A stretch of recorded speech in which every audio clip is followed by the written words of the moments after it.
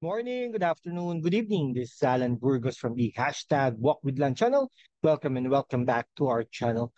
Friends, if you are not yet subscribed to our channel, please do it so now so that you can be a part of this growing family. We are now 6,807 subscribers. Thank you so much. God bless you all. Guys, ano po tayo Meron po kasing nag-comment, no, na pinagmamalaki ko daw yung 6,000 plus subscribers. Kayo nga yun, 6,800 subscribers. Okay? Sa loob-loob ko naman, oo naman, pinagmamalaki ko to. Pinagmamalaki ko yung 6,800 subscribers.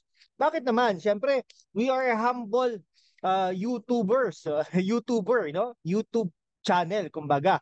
Nag-start po tayo sa one subscriber. Sino po yung one subscriber na yon? Ako po yun. Okay? Hindi. Di ba?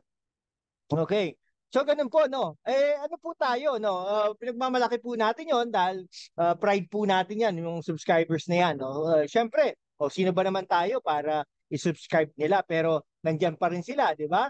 4 years na po yan, kaya po tayo ay natutuwa at talaga nananalangin tayo na madagdagan pa po yung 6,807 subscribers na yan. So sana nga po, during our lifetime, maka 100,000 subscribers tayo. No? Para naman, di ba? Kasi platform po natin ito, no? Channel po natin ito, no? Kasama po kayo sa ating tagumpay, no? Tagumpay ng ating channel. At saka ano po tayo, no? Yung kung ano po kino-comment niyo diyan, sa inyo po 'yan, no? Karapatan niyo po 'yan, no? Pero wag lang po tayo magmumura, wag lang po tayo mambababa ng tao, ganun lang po 'yon. No, sa akin ganun din po, no? May mga opinion po tayo. Katulad po ng ano, no? Totoo naman na from the very start, no?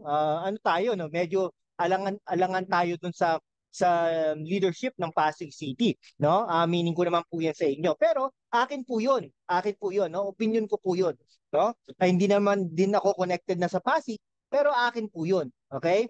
Kasi po may mga nakikita akong kamalian na dapat nilalabas ko din, no? Pero hindi ibig sabihin naman sinisiraan natin sila. Hindi naman po ganoon, no? Kasi kung ano po 'yun hindi naman kung ano po 'yun, sa kanila din po 'yun.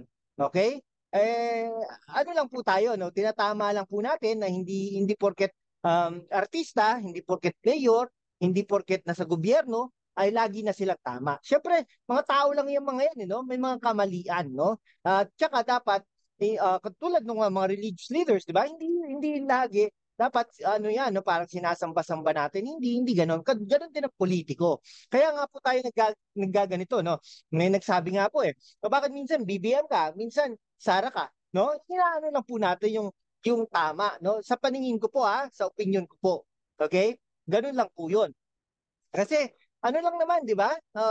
Kung ano lang po yung nakikita natin or nararamdaman nakikita natin. Ano po 'to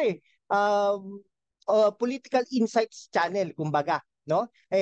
Tatapatin ko po kayo. Hindi naman po ako bayaran ng mga politiko, no? May mga vloggers po diyan talagang under the payroll of the politicians. Pero ako hindi po, no?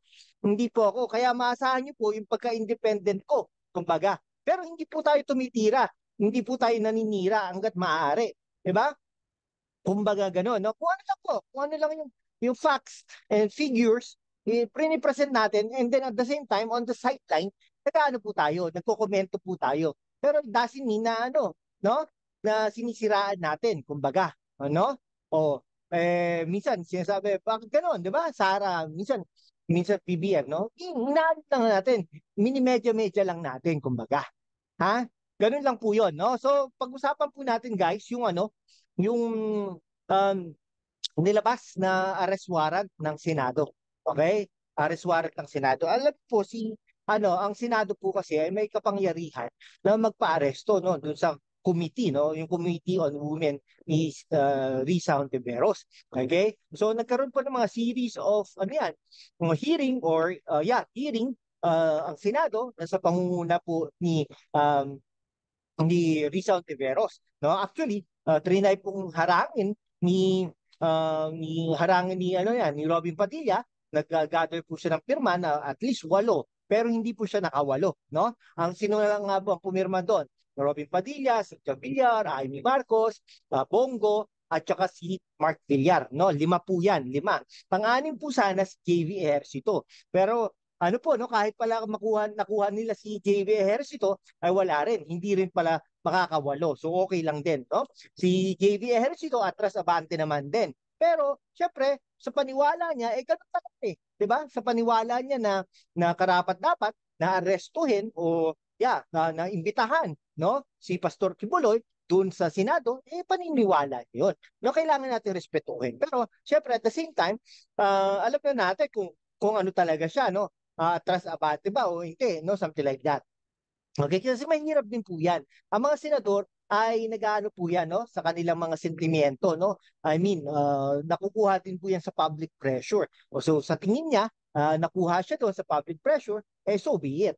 Okay? At least nakalima naman si Robin Padilla. Alright? Parang gano'n, no? Pagkatapos po nun, ay nagkaroon pa ng hearing ulit dahil ayaw pong pirmahan ni Senator Zubiri, Senate President Zubiri, na yung arrest warrant agad-agad. Okay, kaya po nagkaroon po ng hearing na isa pa para magkaroon ng cause order ba yun? Show cause hearing or order, kumbaga. So pagkatapos po noon, after 48 hours, no, napirmahan na po, no, pinirmahan na po ni Senate President Subiri yung arrest warrant. So ibig sabihin po, 24 hours, no, ngayon ay Tuesday, no, kung data dyan tomorrow, 20, so to sa 21, dapat na-aresto na si Pastor Apollo Kibuloy na pinapa-aresto sa Sergeant at Arms, no? Pero siyempre, ang Sergeant at Arms hindi yan basta-basta kikilos dahil siyempre malaking tao ito, si Pastor Apollo Kibuloy. So, ang hihingi yan ng tulong sa mga PNP, no? Kung yan ay nandito pa sa Pilipinas o hindi kaya di nagtatago sa Davao City or sa Davao, kumbaga, no? Ganun lang po 'yon, no? Ito po ay hindi po kriminal na pag-aresto, no? Ito po ay pag-aresto ng isang legislative body na katulad ng Senado. Actually, parang nagbigay daan na, no, ang House of Representatives sa pag-aresto pag-aresto ni Pastor Apollo Kibuloy sa Senado, kumbaga. So ganun lang po 'yon. Um, Kayo po, no? So hindi pa po to kriminal, ha? I mean, yung pag-aresto na po to ay hindi pang kriminal po to, no? Tandaan po natin na si Pastor Apollo Kibuloy ay may kaso rin sa US, no? So pero siguro any day or any time na pwede na rin siyang arestuhin. Ang problema ngayon yan, pag inaresto siya doon, baka arestuhin na rin siya ng US Federal Court, something like that. O baka ano po, meron pa pong yung yung kaso na binuhay ng Department of Justice, kumbaga, pinapa-aresto din siya. No? I mean, baka later on, magkaroon din ng arrest warrant yan. Yun, pag nagkaroon ng arrest warrant, tandaan natin, kung ito mga kaso niya, ng rape, ng pagmumolestya, allegedly, ay isang, no, parang heinous crime, kumbaga, no, capital punishment. So, ibig sabihin nun, wala po itong bail.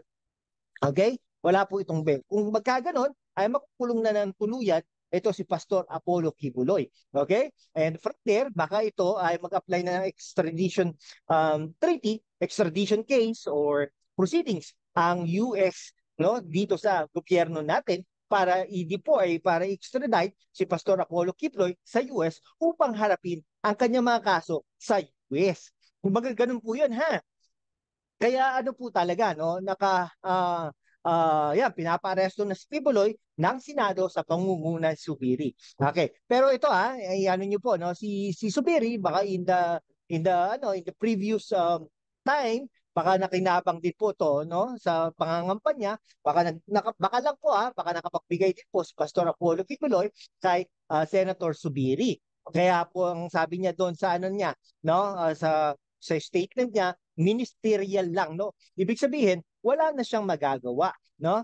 Talagang pipirmahan niya 'yon, ministerial kumbaga, no? So, ibig sabihin nun, lalabas nito sa kampo ng mga Kibuloy at saka Duterte, si Subiri ay walang kasalanan. Okay? Ang may kasalanan nun ay yung nagproseso nun, no? So yung sino yun? si Senator Risa Hontiveros. Pero believe din naman ako sa tapang ni Senator Risa Hontiveros. Babae po yan pero matapang po talaga, buong ang loob, no? Parang lalaki, no? Buong loob ni Senator Risa Hontiveros, no? Na pwedeng tumakbo ito, no? Bilang presidente ng Pilipinas later on, na pwedeng makalaban ni Vice President Sara Duterte at ni Speaker Romualdez at saka ni Senator Raffy Tulfo. Yan.